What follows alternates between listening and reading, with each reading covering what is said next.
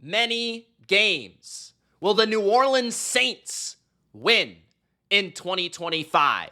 Welcome, Saints fans, to your official schedule preview and record prediction for the 2025 New Orleans Saints. In this video, I go game by game, week by week, and I ask the question, are the Saints underrated? Are the Saints being overlooked? Or are the Saints really as bad as people think? That is the question. And my question to you is, how many games do you think the Saints will win? Comment below. And Gronk spike the like button. Let's look at the schedule and find out. The Saints kick off the season at home in the first 2 weeks. This is about as perfect as it could get for the Saints when it comes to an atmosphere and an environment where they don't have Derek Carr. He shockingly retires. They're probably going to be starting Tyler Shuck, a older but inexperienced rookie quarterback, and they have an inexperienced rookie coach. Now, these are the variables and the opportunities for the Saints. Think of it this way. The Saints, we kind of knew with Derek Carr, they would be a 6 to 9 win team, somewhere in that range. Stuck in purgatory. But the opportunity this year for the Saints is we rather find our future starter in Tyler Shuck, or we suck and we find our future starter regardless, probably in the draft.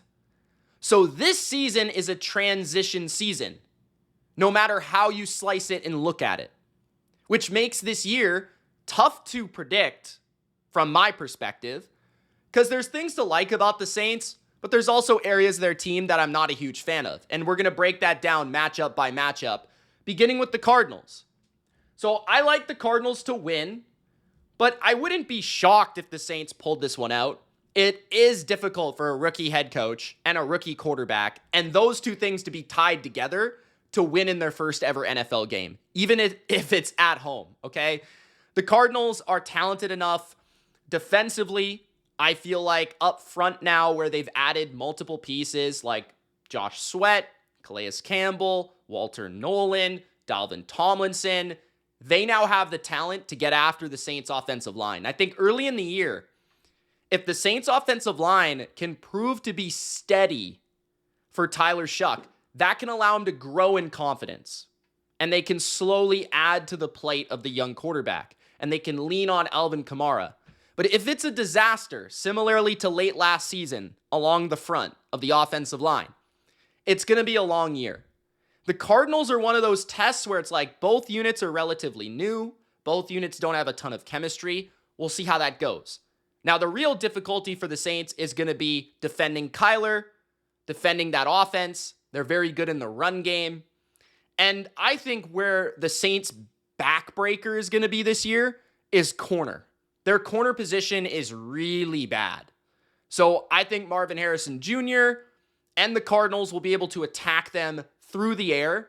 And I just don't think the rookie coach and rookie quarterback are going to be able to keep up in week 1. They just don't have enough experience. In week 2, I think the Niners will have a bounce back season this year, and it will start with the Saints. I think the Niners offense is going to be one of the most potent in football, especially when healthy. And this is simply not a matchup that's going to work for them. The Niners also have a relatively simple approach defensively, but perhaps an improved approach under Robert Saleh. They have one of the best coaches in football in Kyle Shanahan, and plenty of rapport offensively with Brock Purdy throwing to his weapons like George Kittle, Christian McCaffrey, Brandon Ayuk, and Jawan Jennings. So I like the Niners here to win this one pretty comfortably. I wouldn't be, shocked if the Saints made it competitive, but the Niners should win. Week 3, Seattle in Seattle. This is just, okay, and here we go, right? Because we play Seattle in Seattle, then we play Buffalo in Buffalo. So the NFL was gracious enough to give you 2 home games to start the year against 2 NFC West opponents where the travel, it's decent, right? But now you have to travel to the West Coast and then the East Coast. And then you go back home for the Giants and the Patriots. That's a really difficult 2-game stretch. Seattle has a very challenging defense for a rookie quarterback. Seattle, which I've attended their venue, their stadium, multiple times because I live in Vancouver. I'm close. Seattle is loud. So that is going to be difficult for Tyler Shuck. That's going to be difficult for this offense to communicate.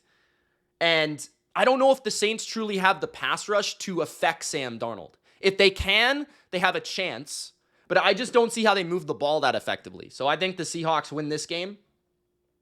Then in week 4, you go to an equally challenging venue with a more talented team and a better quarterback that you don't have a great pass rush. You don't have a great secondary. Like, at least in my opinion, you guys can prove me wrong in the comments. I don't see how you shut down Josh Allen whatsoever. I don't see how you slow down Josh Allen is really the correct word. Like, slow down, phrase. Week 5, this one is a winnable game. I think out of the first 5 weeks of the season, week 5, week 6, week 7, you guys could see your first victory of the year. I would be surprised if the Saints won in September based on their schedule. I think the most winnable game in the first 4 is probably the Cardinals in week 1 because it's week 1 and it's a little strange. I think Seattle is probably the least talented team, but one of the tougher environments. I don't think you're beating the Niners or the Bills. So the Giants is a flippable game depending on what you think here. But I personally think that the Giants will win. And the reason I like the Giants, more experienced quarterback, more experienced coaching staff. Their defensive line is destructive. It's one of the most talented in football. Dexter Lawrence, Abdul Carter, Brian Burns. That is going to torment Tyler Shuck. That offensive line of the Saints is not going to have any answers.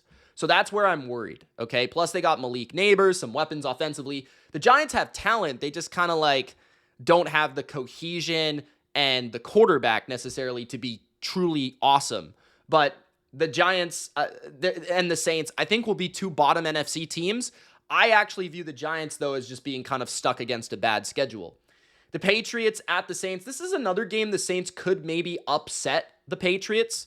The Patriots will be good this year, in my opinion. But I could see the Saints like pulling off a victory here. The Saints, it's in New Orleans. It's still a young quarterback in Drake May, young into his career. Although I think Drake will be substantially better than whoever the Saints throw out there. The Patriots do have a beatable offensive line, and they don't have overwhelming talent at wide receiver. So if you could find a way to like slow down the run game and mucky up these wide receivers, and then on the other side of the ball, just have like a good game plan to keep you out of bad down and distance and move the ball and keep the game tight, like maybe you could win this game. So this is a game, I made the Patriots like an exceptional record this year of 11-6. This might be a game where the Patriots could drop it. I'm a Patriots fan. I think they're the breakout team this year of the AFC because of all that they've done in the offseason, the draft, the free agency. I think the Patriots will be good. But this is like one of those games that I could see them maybe dropping. So we'll just leave that for now. I did pick the Patriots in my Patriot prediction, but I'm willing to kind of talk about that one. Then week 7, I'm going to go with the Bears in Chicago. Tough venue. I think the Bears by week 7 will have more cohesion under Ben Johnson. Their offensive line's improved. I like Dennis Allen. This is a Dennis Allen revenge game for him as a defensive coach and a defensive coordinator. He's going to want to show out. His defense is going to pop up here. And then Caleb Williams should be improved. I think the Bears win. Week 8. This should be the game that the Bucs lose to the Saints. Like, the Bucs should lose a game to the Saints. And I honestly don't think the Saints are going 0-8. So I'll pick the Saints on this one to beat the Bucs. Last year, even with the crappy team that they had, they nearly pulled off a victory there. Then we've got week 9, the Saints at the Rams. I'm going to go with the Rams. They're just Stafford, McVay. The only way the Saints win this game is if Stafford's hurt. That's the only way. And even then, they have Jimmy Garoppolo, so I'm not so sure. But the Rams are very solid on offensive line, very good on the defensive line. I think that's going to be challenging. Plus Devontae Adams and Puka Nacua against your cornerbacks is a real challenge. Week 10, I'm going to go with the Saints before their bye to beat the Panthers. I think the Panthers are going to be improved this year from a roster standpoint. I don't know about a record standpoint. You have to tune into my video for that. But I like the Saints to win the first game, to have 2 victories before their bye week. I'm going to say they lose to the Patriots, but like I said, this one or this one, like they might win one of these games, Giants or the Patriots. So just going to throw that in there for you guys. Week 12, the Falcons at the Saints. I'll take the Saints to win again. So we're going to get a little bit of a win streak, 3 out of 4. Sometimes this happens with even bad teams where they go on a little bit of a stretch during the year. Like last year, the Cleveland Browns had like a little bit of a stretch where they were kind of pretty good for like a minute, but then it faded away because teams kind of caught up to their adjustments and what they were doing.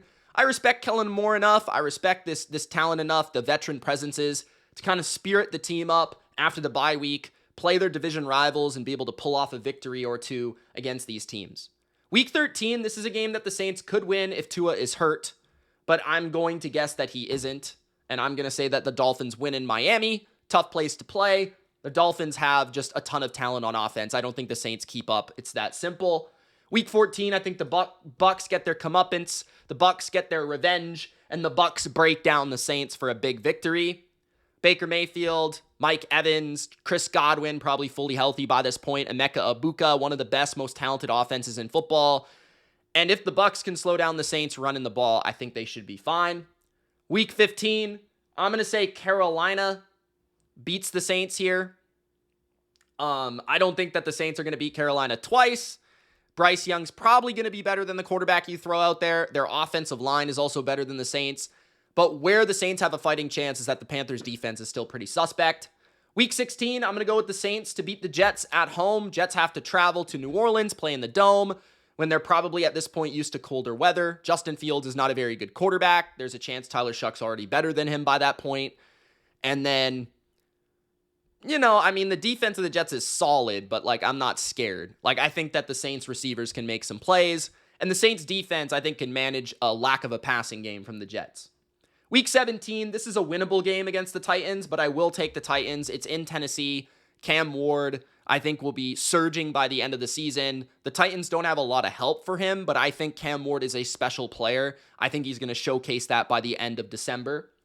Week 18, I'm going to take the Falcons because they're going to be more desperate to win this game. The Saints will likely be trying to lose at this point.